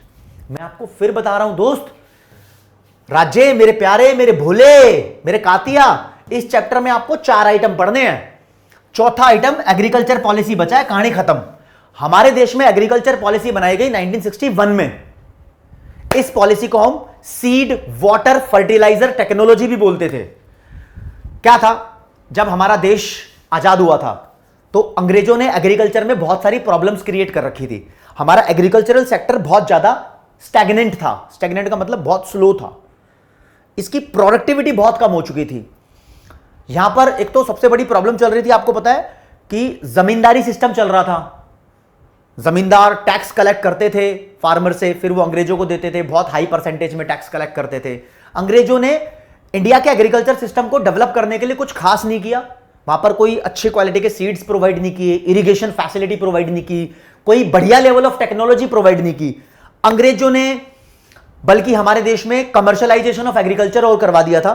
मतलब वो क्या कह रहे थे, फूड क्रॉप्स छोड़ो, कैश क्रॉप्स पे ध्यान दो। कैश क्रॉप्स मतलब जूट, कॉटन, इन चीजों को प्रोड्यूस करो जिससे पैसा बनेगा, खाने की ऐसी तैसी कराओ। तो उन्होंने ऐसी कम तैसी कर दी थी इंडिया के एग्रीकल्चर सिस्टम की। तो हमारा फर्ज था कि हम अपने देश में कुछ सुधार लेकर आए। सुधार को बोलते हैं इंग्लिश में रिफॉर्म्स। तो दोस्तों एग्रीकल्चर से रिलेटेड हम अपने देश में 2 तरीके के रिफॉर्म लेकर आए। एक तो होते हैं लैंड रिफॉर्म्स। लैंड रिफॉर्म्स मतलब जमीन से रिलेटेड रिफॉर्म। इसके अंदर हमने सबसे पहले तो जमींदारी सिस्टम को खत्म कर दिया। जितना भी ये रेवेन्यू कलेक्शन का सिस्टम था, land revenue permanent settlement system बोलते थे ना इसको, जमींदारी, रियोतवारी, महलवाड़ी, चैप्टर नंबर 1 के 1 शॉट में मैंने बताया हुआ है ना, इन सबको रिमूव किया गया, खत्म काम 35। फिर हमारे देश ने फार्मर्स के लिए बहुत कुछ किया। फॉर एग्जाम्पल जो अमीर अमीर फार्मर्स थे उनको बोला भाई तुम लिमिट में जमीन रखो अपने पास, जो बची हुई जमीन है वो गरीब फार्मर्स को हम दे देंगे। गवर्नमेंट ने खुद अपने पास ले ली और फिर एक तरीके से बोला कि हमने लैंड की जो मैक्सिमम क्वांटिटी होती है उसकी एक लिमिट सेट कर रखी है, इससे ज्यादा कोई जमीन ले नहीं सकता। लेकिन ये प्रोग्राम फेल हो गया सरकार का। क्यों? मान लो मैं हूं, मेरे पास इतनी सारी जमीन है, सरकार ने बोला तेरे पास इतनी हो सकती है, जो तेरे पास एक्स्ट्रा जमीन है ना वो सरकार को दे दे। तो मैंने क्या किया, मैंने वो जमीन अपने भाई के नाम कर दी, अपनी गर्लफ्रेंड के नाम, सॉरी अपनी बीवी के नाम कर दी, ठीक है, किसी ना किसी के नाम कर दी, किसी दोस्त के नाम कर दी। तो इससे कानून का फायदा उठाया गया कि जिस पे बहुत सारी जमीन है उसने अपने रिश्तेदारों के, रिलेटिव्स के नाम कर करके सरकार को ये दिखा दिया कि उसके पास बहुत कम जमीन है। तो जिसके पास नहीं थी उसके पास फाइनली पहुंच तो गई। लेकिन दोस्तों कितनी जमीन होनी चाहिए थी इसके ऊपर कोई एग्जैक्ट फिगर नहीं है, क्योंकि हर राज्य के अंदर अलग कानून था। अब ये कानून फेल हो गया क्योंकि इसके लूप होल्स थे। लेकिन फिर भी ये कानून सक्सेसफुल हुआ 2 स्टेट में, वेस्ट बंगाल में और केरला में। इसके ऊपर क्वेश्चन आता है कि लैंड रिफॉर्म कहां पर सबसे ज्यादा सक्सेसफुल हुए, तो केरला में और वेस्ट बंगाल में, क्योंकि यहां पर सख्त कानून थे। यहां पर लैंड की लिमिट, जिसको सील बोलते हैं, लैंड सीलिंग हुई थी, राइट। तो एक तो लैंड रिफॉर्म्स किए गए सरकार के द्वारा, और दूसरा टेक्नोलॉजी में रिफॉर्म किए गए, जिसे बोलते हैं ग्रीन रेवोल्यूशन। ये 2 पढ़ लेंगे तो फिर ये चैप्टर आपका खत्म हो जाएगा। देखते हैं भैया, तो मैंने बताया एग्रीकल्चर सेक्टर पढ़ने जा रहे हैं, तो दोस्त मेरे एग्रीकल्चर सेक्टर के लिए तैयार हो जाओ भाई साहब। इस सेक्टर के अंदर आपको 4 चीजें पढ़नी है। पहली चीज प्रॉब्लम, जैसे कि zamindari system, low level of technology, commercialization of agriculture, ये सब चीजें प्रॉब्लम्स थी। Low productivity. फिर हमने 2 तरीके के रिफॉर्म स्टार्ट किए गए, एक लैंड रिफॉर्म और दूसरा ग्रीन रेवोल्यूशन। एग्रीकल्चर की पॉलिसी सिर्फ नाम ध्यान रखना, 1961 में आई थी, और ग्रीन रेवोल्यूशन रिफॉर्म के अंडर ही आता है। मैंने ये एक्स्ट्रा पॉइंट इसलिए लिखे हैं ताकि आपको ध्यान रहे कि हाँ भाई ये भी टॉपिक्स हैं एग्रीकल्चर सेक्टर में। तो प्रॉब्लम्स तो फर्स्ट चैप्टर वाली है, उसको हटाते हुए हम सीधा आते हैं। रिफॉर्म 2 तरीके के थे जो लॉन्च किए गए, लैंड रिफॉर्म जिसको बोलते हैं इंस्टीट्यूशनल रिफॉर्म, और दूसरे रिफॉर्म माने गए टेक्निकल रिफॉर्म, जिसका नाम है ग्रीन रेवोल्यूशन। आपके कोर्स के हिसाब से, ठीक है जी। लैंड रिफॉर्म पे आए थे भैया। लैंड रिफॉर्म के अंदर सरकार ने क्या किया, तो लैंड रिफॉर्म का मेजर टारगेट था कि जो जमीन की ऑनरशिप है, लैंड होल्डिंग की जो ऑनरशिप है, इसको बदलना है। तो लैंड रिफॉर्म की डेफिनेशन आएगी, land reform refers to change in the ownership of land holdings. जमीनी सुधार करने हैं, गरीबों को भी फायदा पहुंचाना है, ठीक है। तो इसके अंदर क्या क्या था भाई, सबसे पहले तो इंटरमीडिएटरीज को खत्म किया। एबोलिशन ऑफ इंटरमीडिएटरीज मतलब जमींदारी सिस्टम अब खत्म, रिमूव, एबोलिशन का मतलब रिमूव होता है।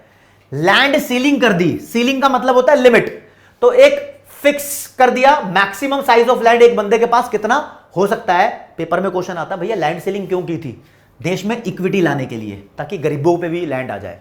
ये पेपर में 1 नंबर का क्वेश्चन आता है, ठीक है। फिर कंसोलिडेशन ऑफ लैंड होल्डिंग किया। इसका मतलब बच्चे समझ नहीं पाते, ढंग से समझना।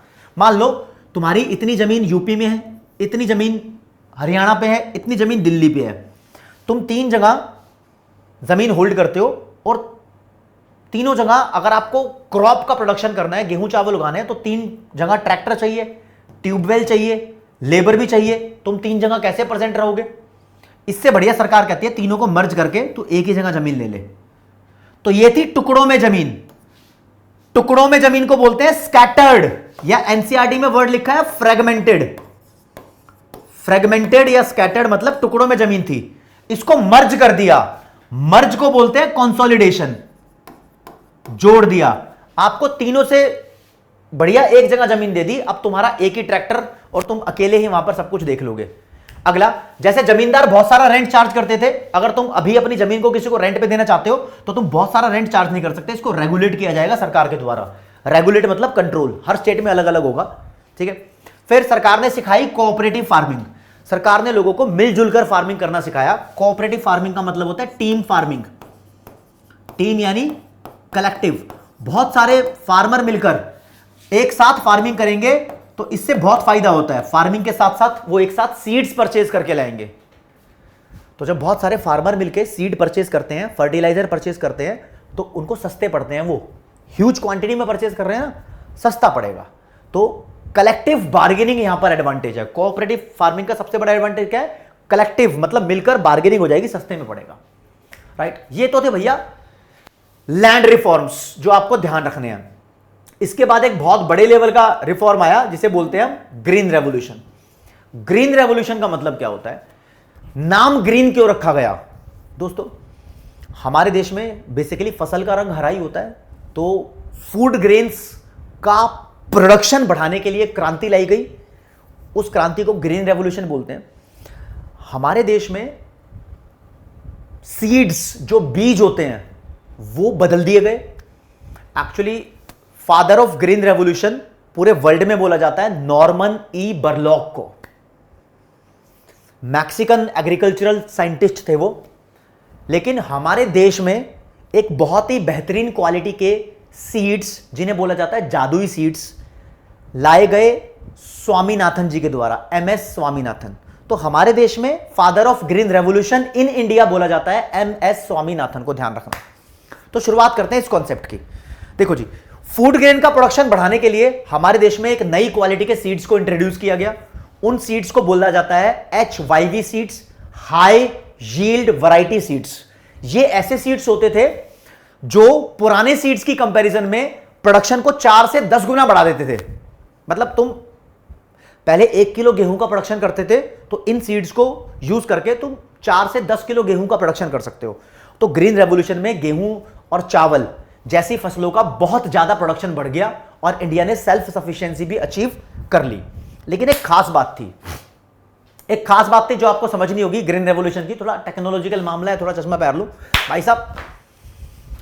जो HYV सीड्स यानी मिरेकल सीड्स, जादुई सीड्स यूज किए जाते थे ग्रीन रेवोल्यूशन में, उसके साथ एक रिस्क बना हुआ था कि वो जो सीड्स थे वो पेस्ट अटैक को अट्रैक्ट करते थे। यानी अगर आप HYV सीड्स को यूज करोगे तो पेस्ट के आने के चांस है। पेस्ट मतलब टिड्डी दल, खेतों में आता है टिड्डी दल, टिड्डी दल पूरे खेत खत्म कर देता है। तो रिस्क था खेती खराब होने का। और दूसरी बात, जो HYV सीड्स थे ये तुम तभी यूज कर सकते हो, कंडीशन थी जब तुम्हारे पास बढ़िया क्वालिटी का फर्टिलाइजर है। फर्टिलाइजर मतलब खाद या केमिकल वाली, पानी की सुविधा पूरी होनी चाहिए, पेस्टिसाइड इंसेक्टिसाइड जैसी दवाइयां होनी चाहिए, तब जाके तुम HYV सीड्स को यूज कर पाओगे। अगर यूज करोगे तो देश में बहुत बड़ा फूड ग्रेन के प्रोडक्शन में बदलाव आएगा। हमारे देश ने ऐसा ही किया। हमारे देश ने मिड 1960s में HYV सीड्स को यूज किया along with fertiliser, pesticide, insecticides and good water facility यानी इरिगेशन।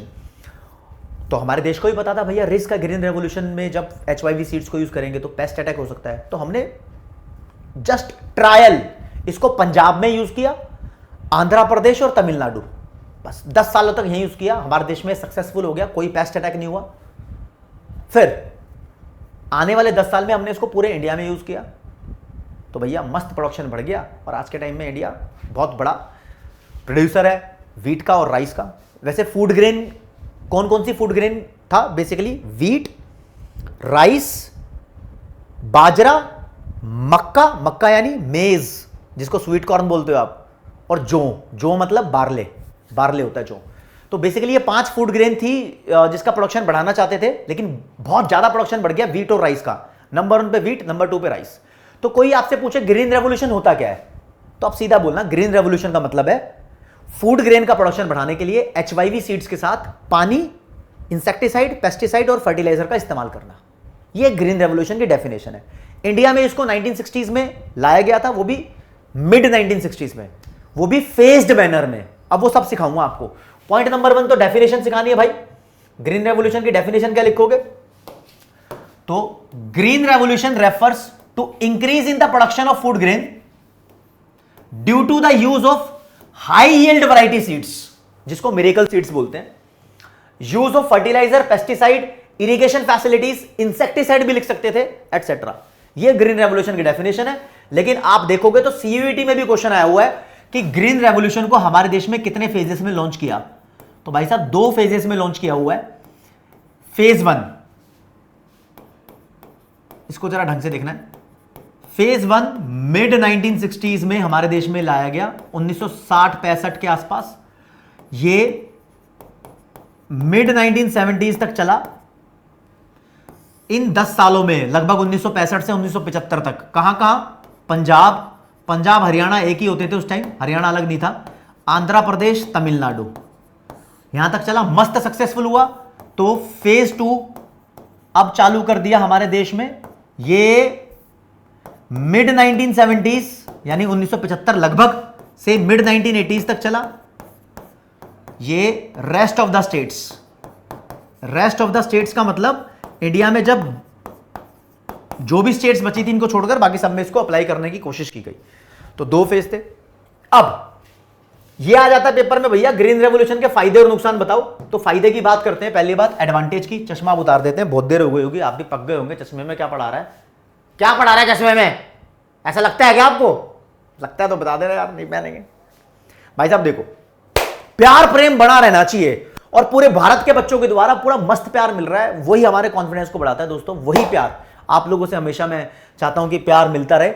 और आपकी जो भी डिमांड हो, आप जो भी चाहते हो कि भैया इस क्वेश्चन का आंसर दे दो, तो आपके पास पूरा कमेंट सेक्शन है, आप उसको टाइप कर सकते हो। और बाकी इंस्टाग्राम पे कोई मैसेज मत करना यार, क्योंकि वहां पर तो बहुत सारे बच्चे मैसेज करेंगे तो हो सकता है कि उनका मैसेज ना पढ़ा जाए। हाँ, अगर किसी बच्चे ने स्टोरी में टैग कर दिया तो उसकी नोटिफिकेशन मेरे पास हैंड टू हैंड जल्दी आ जाती है, तो उसका रिप्लाई जरूर कर सकता हूं। तो बस इतनी सी बात कहनी थी आपसे। फायदा पूछते हैं ग्रीन रेवोल्यूशन का, एडवांटेज। तो फायदा ये है, अटेनिंग मार्केटेबल सरप्लस। पेपर में डेफिनेशन ही आ जाती है मार्केटेबल सरप्लस क्या है। मान लो एक किसान है जो 10 किलो गेहूं खाता है, मतलब उसकी फैमिली में 10 किलो गेहूं कंज्यूम होता है, ठीक है। तो इसकी आजीविका के लिए, आजीविका का मतलब होता है सब्सिस्टेंस, जिंदा रहने के लिए इसको 10 किलो गेहूं चाहिए, लेकिन यह प्रोड्यूस कर रहा है 50 किलो गेहूं। तो बचा हुआ 40 किलो क्या करेगा, वो मार्केट में बेचेगा। तो अपनी नीड को फुलफिल करके, अपनी फैमिली को नीड फुलफिल करके जो एक्स्ट्रा प्रोडक्शन है, वो एक्स्ट्रा प्रोडक्शन को बोलते हैं मार्केटेबल सरप्लस। तो ग्रीन रेवोल्यूशन में सभी फार्मर ने ज्यादा प्रोडक्शन कर लिया और मार्केट में बेचना स्टार्ट कर दिया। अब buffer stock of food grain हो गई सरकार के पास। ये क्या होता है भैया, जब देश में फूड शॉर्टेज थी ना, देश पार्टीशन हुआ था, पाकिस्तान पे चला गया था मेन इलाका, तो देश में फूड की शॉर्टेज थी, तो सरकार के पास फूड ग्रेन की कमी थी। अब देश में फूड ग्रेन का प्रोडक्शन बहुत ज्यादा हो गया है, तो सरकार ने भी जबरदस्त फूड ग्रेन्स अपने पास रखी हुई है। गवर्नमेंट में एक ऑर्गेनाइजेशन है जिसे बोलते हैं FCI, food corporation of India. ये फूड ग्रेन की बहुत सारी स्टॉक अपने पास रखती है। और सरकार फूड ग्रेन की स्टॉक अपने पास इसलिए भी रखती है ताकि देश में जहां पर भी, जिस स्टेट में भी इमरजेंसी हो जाए, कहीं पर फ्लड आ जाती है, ड्राउट आ जाता है, सुनामी हो सकती है, कुछ भी इमरजेंसी हो सकती है, आर्मी के लिए भी हो सकता है, तो इमरजेंसी में फूड को डिस्ट्रीब्यूट करने के लिए सरकार अपने पास एक स्टॉक रखती है, उसे बोलते हैं बफर स्टॉक। उसको यूज करती है इमरजेंसी में, जैसे कोरोना में किया था, कोविड काल में। तो सरकार अपने पास फूड ग्रेन की बफर स्टॉक रखती है, वो सरकार के पास मस्त हो गई ग्रीन रेवोल्यूशन की वजह से। अब जो लो इनकम ग्रुप था, गरीब लोग थे, उसको भी फायदा हुआ। क्यों? कंपेयर करो, देश में ग्रीन रेवोल्यूशन से पहले फूड ग्रेन की शॉर्टेज थी, तो फूड ग्रेन्स महंगी थी। अब बहुत सारा प्रोडक्शन हो गया, फूड ग्रेन सस्ती हो गई, तो गरीब लोग भी उसको अफोर्ड कर पा रहे हैं। बस नुकसान दोस्त एक ही था कि यहां पर ग्रीन रेवोल्यूशन में जो हमारे देश में नुकसान हुआ नहीं, लेकिन रिस्क था एक कि जो हम HYV सीड्स यूज कर रहे हैं उस पर पेस्ट का अटैक हो सकता है। और दूसरी बात जो मैंने बताई नहीं थी आपको, अब बता रहा हूं, HYV सीड्स बहुत महंगे थे, बहुत ज्यादा महंगे थे, गरीब फार्मर नहीं खरीद पा रहा था इसको। तो अमीर लोग खरीदते थे और अमीर लोग ही ज्यादा प्रोडक्शन करते थे। इस चीज के भी रिस्क के चांसेस थे। तो अमीर लोग HYV सीड्स खरीदेंगे, अमीर लोग प्रोडक्शन बढ़ाएंगे, तो अमीर और अमीर हो जाएंगे। तो गरीबी और अमीरी के बीच का डिफरेंस, जिसको बोलते हैं इनइक्वालिटी, वो बढ़ने के चांस थे। तो पेपर में आ जाता है ग्रीन रेवोल्यूशन के, भाई साहब कुछ डिसएडवांटेज भी बताओ। तो पहला डिसएडवांटेज था रिस्क ऑफ पेस्ट अटैक, टिड्डी दल अटैक कर सकता था। दूसरा, रिस्क ऑफ इनकम इनइक्वालिटीज, क्योंकि HYV सीड्स था तो मिरेकल सीड, लेकिन था बहुत महंगा। अब इसके लिए सरकार ने सोच लिया कि बाबा रे बाबा, HYV सीड्स बहुत महंगा है। क्या बोला मैं? High yield variety seed plus जो भी फर्टिलाइजर यूज किए जाते हैं, ये सब महंगे थे।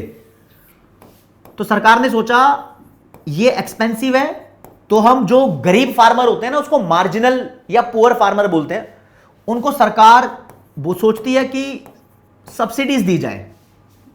सरकार ने बोला, मान लो HYV सीड्स और फर्टिलाइजर का X अमाउंट है, तो सरकार ने बोला जो कंपनी X अमाउंट, क्या मतलब 100 रुपए का है, मान लो 100 रुपए बहुत ज्यादा होते थे उस टाइम।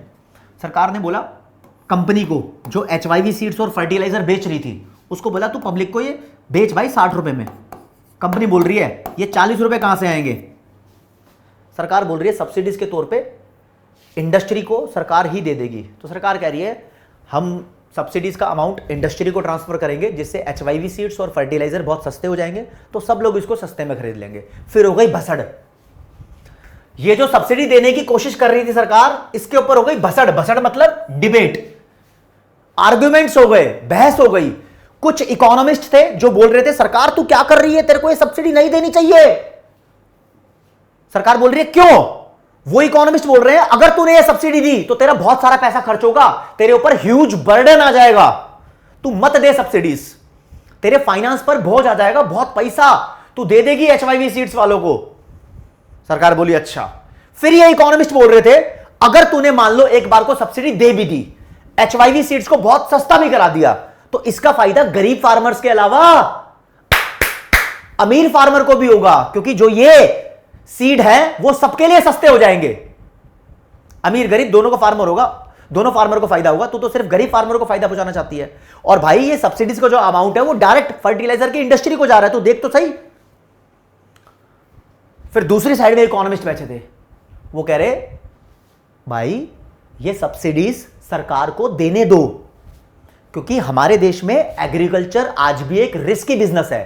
कहीं पर कभी भी ड्राउट आ सकता है, सूखा, और कहीं पर कभी भी फ्लड आ सकती है, तो एग्रीकल्चर कहीं पे भी फॉल हो सकता है, बर्बादी हो सकती है। तो कम से कम एग्रीकल्चर वालों को सब्सिडीज दे दो, दे दो, दे दो। और दूसरा भाई अगर तुमने सब्सिडीज नहीं दी तो गरीब फार्मर तो गए तेल लेने, उनकी लुटिया तो डूब गई, उनकी नैया तो गई, पोपो हो गया उनके, पो पो पो पो पो पो पो पो पो, ये हो जाएगा उनके साथ। तो भाई तुम ऐसा करो फर्टिलाइजर पे सब्सिडीज दो, ताकि गरीब फार्मर्स भी उसको खरीद पाए।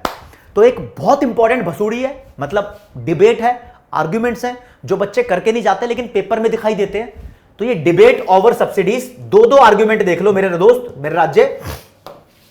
जब डिबेट ओवर सब्सिडीज हुआ तो कुछ इकोनॉमिस्ट थे जो सब्सिडीज के अगेंस्ट थे। इनके आर्ग्यूमेंट क्या थे? ये कहते थे भैया सब्सिडी मत दो, ह्यूज बर्डन आ जाएगा on the government money, government budget finance के ऊपर बहुत बर्डन आ जाएगा, सरकार का बहुत पैसा खर्च हो जाएगा। और subsidies do not benefit poor farmers, as benefit of amount subsidy go to the fertiliser industry and wealthy farmers. कहता है सब्सिडी से गरीब फार्मर का फायदा नहीं होगा, क्योंकि पैसा तुम इंडस्ट्री को दे रहे हो। भाई इंडस्ट्री को दे रहे हैं तो वो बीज गरीब फार्मर के लिए भी तो सस्ता हो गया, लेकिन वो अमीर के लिए भी सस्ता हो गया। कहता है इंडस्ट्री और वेल्दी फार्मर्स को भी इसका बेनिफिट जाएगा, मत दो सब्सिडी। फिर सब्सिडीज के फेवर में कुछ इकोनॉमिस्ट आए, इन्होंने बोला देख भाई देख, agriculture is still a risky business in India and majority of the farmers are very poor, तो सब्सिडी दे दो, सब्सिडी दे दो। सब्सिडी दे दी गई। और जब ये बहस हुई थी ना, उससे पहले से ही सरकार सब्सिडी दे रही थी, बहस बाद में हुई थी। तो ये बोला गया फेवर में एक पॉइंट और, अगर एलिमिनेट कर देंगे सब्सिडी को, अगर सब्सिडी को हटा देंगे तो it will increase income inequality, इससे देश में इनकम की इनइक्वालिटी हो जाएगी, अमीर फार्मर और ज्यादा अमीर हो जाएगा, तो इसलिए सब्सिडी देनी जरूरी है। 2 पॉइंट यहां से करो, 2 पॉइंट यहां से करो, मैक्सिमम 4 नंबर का क्वेश्चन बन सकता है। अब मेरे सामने एक एमसीक्यू है, प्लीज इसका जवाब लाइव चैट कमेंट सेक्शन में जरूर देना। कैसे दोगे? आप सिर्फ इतना लिखना, answer 786, this is question number 786, ऐसे मान लो। आंसर 786 क्या है? तो name the 2 states in which land reform were successful. ऐसे कौन से 2 राज्य थे जहां पर लैंड रिफॉर्म सक्सेसफुल हुए थे? बस मैंने बताया भी था आपको दोस्तों, 4 में से एक सही है। आप अपना आंसर 786, जो भी आपका ऑप्शन है, मान लो बी है, डी है, ए है, कुछ भी है, वो साथ में लिख सकते हो। That's it. मुझे समझ में आ जाएगा कि आपने क्लास को सीरियस होके एंड तक देखा है। ठीक है जी, आगे बढ़ते हैं राज्य। एक क्वेश्चन और। हाँ जी, for the growth of dash use of HYV seeds was beneficial. HYV seeds food grain की ग्रोथ के लिए था। किसकी ग्रोथ के लिए? Food grain. अब देखो दोस्त, जो दाल होती है ना, दाल पल्सेस, वो फूड ग्रेन नहीं होती। फूड ग्रेन होता है राइस, व्हीट, बाजरा, जौ, ये सब चीज। तो राइस और व्हीट का प्रोडक्शन बहुत ज्यादा बढ़ गया था, तो ए और सी राइट आंसर है। डी वाले के साथ चले जाएंगे और बोलेंगे बल्ले बल्ले ओ बल्ले बल्ले। भाई साहब देखो, मेरी बात को जरा ध्यान से समझना। जो बच्चा ये चाह रहा है कि लव कौशिक सर से मैं ढंग से पढ़ूं, तो भाई तुम्हारे लिए वन शॉट पूरे जारी किए गए हैं। और आप मेरी बात को समझो, मैंने इस चैप्टर को 4 पार्ट में डिवाइड किया था, planning commission, industrial sector, foreign trade policy और एग्रीकल्चर। इसमें मैंने सबसे कम जो फोकस किया है वो प्रॉब्लम्स ऑफ एग्रीकल्चर सिस्टम पे किया है, क्योंकि वो चैप्टर नंबर 1 में पढ़ चुके थे आप। आपको पूरा कंटेंट मैंने इसका पढ़ा दिया है, बस आप ध्यान रखना भैया। पेपर में यहां से डेफिनेशन आती है मिरेकल सीड्स क्या होते हैं, पेपर में डेफिनेशन आती है मार्केटेबल सरप्लस क्या होता है, वो मैं बातों बातों में तुम्हें बता चुका था, तो वो चीज आपके काम की है। और जो बच्चा चाहता है कि लव सर से मैक्रो इकोनॉमिक्स भी पढ़नी है, तो दोस्त मेरे मैक्रो इकोनॉमिक्स के, माइक्रो इकोनॉमिक्स के भी वन शॉट्स आपके लिए कॉमर्स वाला यूट्यूब चैनल पे अवेलेबल हैं मेरे। आप उनके लेक्चर्स भी देख सकते हो और बढ़िया तरीके से अपनी तैयारी को जारी रख सकते हो। तो आज की क्लास में दोस्त मेरे इतना ही। इस चैप्टर से इंपॉर्टेंट क्वेश्चन मेरा जो फेवरेट है वो नंबर 1 आईपीआर 1956 की फीचर्स क्या है, नंबर 2 ग्रीन रेवोल्यूशन के ऊपर एडवांटेज, डिसएडवांटेज और डिबेट ओवर सब्सिडीज, ये सबसे इंपॉर्टेंट है। फिर स्मॉल स्केल इंडस्ट्रीज की प्रॉब्लम है, और फिर 5 ईयर प्लान्स के जो लॉन्ग टर्म गोल्स मैंने बताए थे वो सबसे इंपॉर्टेंट है, और फिर इंपोर्ट सब्स्टिट्यूशन पॉलिसी, ये इंपॉर्टेंट है। तो ये चैप्टर खत्म हुआ। आपका प्यार हमेशा की तरह बरकरार रहे, ये मेरी दिले इच्छा रहती है, वही प्यार जो हमेशा से बना हुआ है। Thank you so much guys. जय हिंद, जय भारत, नमस्कार, धन्यवाद, बाय बाय।